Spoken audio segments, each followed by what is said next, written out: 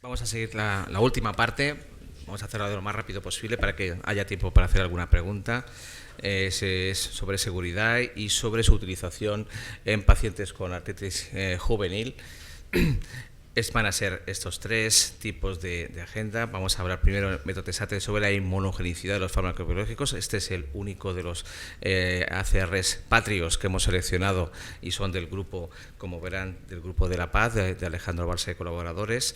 Y lo que hacen es un estudio retrospectivo de 160 pacientes con espondilitis sobre el uso combinado de metotrexate asociado o bien a infliximab o adalimumab, y valoran si puede reducir la incidencia de anticuerpos, antifármacos, anti-TNF durante 3 años y si el efecto del metotrexate asociado a estos fármacos es dosis dependiente. Hay dos brazos, un brazo que es con dosis menores de metotrexate de 15 miligramos y otro o igual o mayor a 15 miligramos. Y estos son los resultados. Ven que la inmunogenicidad en el grupo completo es cercano al 18%, que hay una diferencia significativa, evidentemente, entre los pacientes que basalmente estaban con metotrexato y no, y en cambio ven en la tabla que el metotrexato basal lo recibían cerca del 30% de los pacientes que estaban con infliximab y un 25%, un 26% con adalimumab. La inmunogenicidad, vemos que hay significación con respecto, hay más anticuerpos antifármaco en el grupo de infliximab con respecto a adalimumab, que es significativo, y que en cambio no había diferencias significativas cuando analizábamos la dosis de metotrexato. Por lo tanto, las conclusiones de este abstract español lo que dice es que en los pacientes con espondilopatía, el tratamiento con estos dos anti-TNF, el uso de metotrexato tiene un efecto preventivo para el desarrollo de anticuerpos anti-TNF. Sin embargo, no encuentran que la dosis basal de metotrexato sea un factor determinante. En segundo lugar, vamos a hablar dos artículos o dos abstracts sobre juvenil.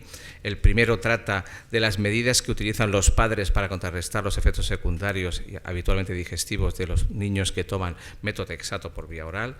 Y son 38 niños con AIJ y utilizan para valorarlo un cuestionario validado del índice de tolerancia al metotrexato basal a las 6 semanas, a los 3 y a los 6 meses, denominado MIS. Estos son los resultados, son 38 niños, la mitad niñas, edad media de cerca de 12 años, unos 7 años de evolución de la artritis juvenil. El MIS medio basal y el de los 6 meses no es significativo. Sin embargo, hubo al menos un 16% de las niñas que pudieron reducir e incluso retirar el metotrexato. A la derecha ven lo que es las medidas que utilizaron los padres, desde darles fármacos antiebéticos, utilizar dosis o cubrirlos con alguna situación, cambiar el sabor del metotrexate o incluso utilizar medicina complementaria o alternativa, y ninguno de ellos hubo diferencias significativas con ninguna de estas medidas. Por lo tanto, las medidas tomadas no mostraron efectos positivos y solo un 16% de los pacientes pudieron suspender o disminuir la dosis de metotrexato durante los 6 meses de seguimiento. El segundo de artritis juvenil corresponde a lo que es el estudio sobre si el uso asociado de metotrexate, asociarlo a la infiltración con corticoides en pacientes con artritis juvenil oligoarticular, es beneficioso o no. Hay dos brazos, el brazo A, que es el que se trata de solamente infiltración, y el brazo B, en el cual se asocia pacientes metotrexato hasta un máximo de 20 miligramos semanal, y la vía de utilización es vía oral. Son 200 niños, habitualmente más frecuentes en niñas, también 12 años de edad media, con una media de articulaciones infiltradas, una media de 2 articulaciones, y se vio que no hubo diferencias en los nuevos brotes de sinovitis, tanto en el brazo utilizando solo corticoides, infiltración corticoidea, o asociado a metotrexate. Sin embargo, sí que hubo diferencias significativas en la aparición de un nuevo rebrote si analizábamos las articulaciones infiltradas localmente con respecto a las no infiltradas. Aquí sí que hubo diferencias significativas. Por tanto, la adición de metotrexato disminuye el riesgo de recaída en la articulación infiltrada. No ocurre lo mismo en las articulaciones que no habían recibido la infiltración.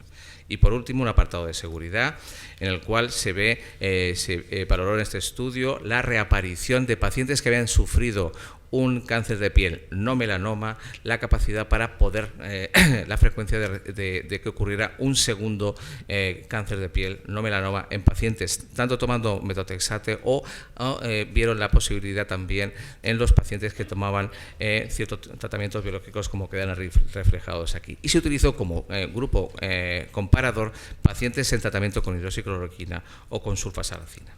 Ven también que se excluyeron pacientes con ansiúbrio, trasplantados, seroderma, etc.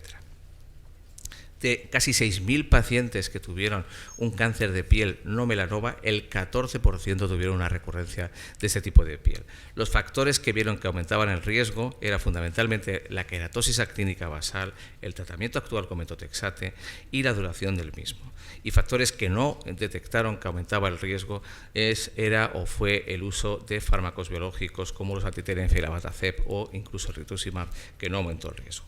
Por tanto, las conclusiones: el tratamiento con metotrexate incrementa el riesgo de un segundo cáncer de piel no melanoma, y esta asociación no la encontraron con los fármacos biológicos que miraron. Y por último, también se vio y se evaluó si dosis altas de ácido fólico disminuía el riesgo de efectos secundarios relacionados con el metotrexate en pacientes con artritis reumatoide dentro de un ensayo clínico.